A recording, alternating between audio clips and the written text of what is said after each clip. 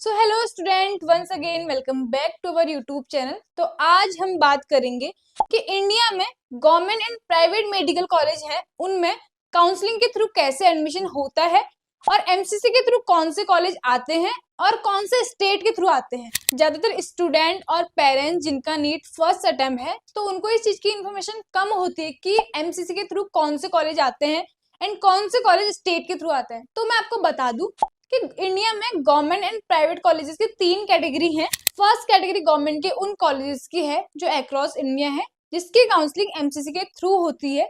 उस कैटेगरी में इंडिया के एम्स के सारे कॉलेजेस आते हैं। अगर आपको एम्स में एडमिशन लेना है तो आपको एमसीसी की काउंसलिंग पार्टिसिपेट करना होगा।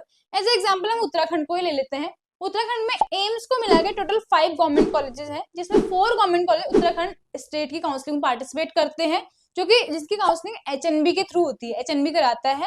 एंड जो एम्स है उत्तराखंड का, उसकी अगर आपको उसमें एडमिशन चाहिए तो आपको एमसीसी के थ्रू ही आना होगा उसमें। नेक्स्ट कैटेगरी एमबीबीएस की उन कॉलेज एंड यूनिवर्सिटीज की है जो है तो प्राइवेट लेकिन वो स्टेट काउंसलिंग पार्टिसिपेट नहीं करते हैं। इन यूनिवर्सिटी में आपको एडमिशन लेने के लिए एमसीसी काउंसलिंग के थ्रू ही एडमिशन मिलेगा, जिनको डीम्ड यूनिवर्सिटी कहा जाता है। एज ए एग्जाम्पल हम उत्तर प्रदेश को ले लेते हैं। उत्तर प्रदेश में संतोष मेडिकल कॉलेज है जो कि गाजियाबाद में है।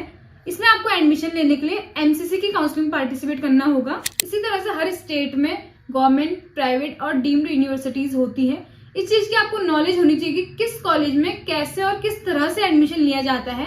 नेक्स्ट जो थर्ड कैटेगरी है अक्रॉस इंडिया में, चाहे वो ओपन स्टेट हो चाहे वो क्लोज स्टेट हो, इनमें एडमिशन आपकी गवर्निंग बॉडी के थ्रू ही होता है, जो कि एमसीसी काउंसलिंग पार्टिसिपेट नहीं करती हैं। अब इसी तरह से कुछ स्टेट्स इंडिया में ऐसे भी हैं जहां आपको एडमिशन लेने के लिए नीट पास करने के साथ साथ ही वहां के स्टेट और यूनिवर्सिटी का अलग से रजिस्ट्रेशन करना मैंडेटरी हो गया है। एज ए एग्जाम्पल हम सीएमसी वेलोर मेडिकल कॉलेज जो कि तमिलनाडु में है, यहाँ पे आपको एडमिशन लेने के लिए सीएमसी वेलोर मेडिकल कॉलेज की साइट पे जाके अलग से रजिस्ट्रेशन करना मैंडेटरी हो गया है। इसी तरह से यदि आपको कर्नाटका के प्राइवेट मेडिकल कॉलेज में, जो कि कर्नाटका स्टेट की काउंसलिंग पार्टिसिपेट करते हैं और जिनकी फीस कम है, अगर आपको यहाँ पे एडमिशन लेना है तो आपको कर्नाटका स्टेट की गवर्निंग बॉडी जिसे केसीईटी कहा जाता है, यहाँ पे रजिस्ट्रेशन करना मैंडेटरी है। इसी तरह से अगर आपको दिल्ली स्टेट में एडमिशन लेना है तो आपको आईपीयू और डीयू की साइट पे जाकर रजिस्ट्रेशन करना मैंडेटरी है। और ऐसे ही आपको केरला के मेडिकल कॉलेज में एडमिशन लेना है तो आपको केरला के KEAM पोर्टल पे रजिस्ट्रेशन करना मैंडेटरी है। जैसे कि आप सभी लोगों को पता है नीट के रजिस्ट्रेशन ओपन है और जिसकी लास्ट डेट है 9 मार्च।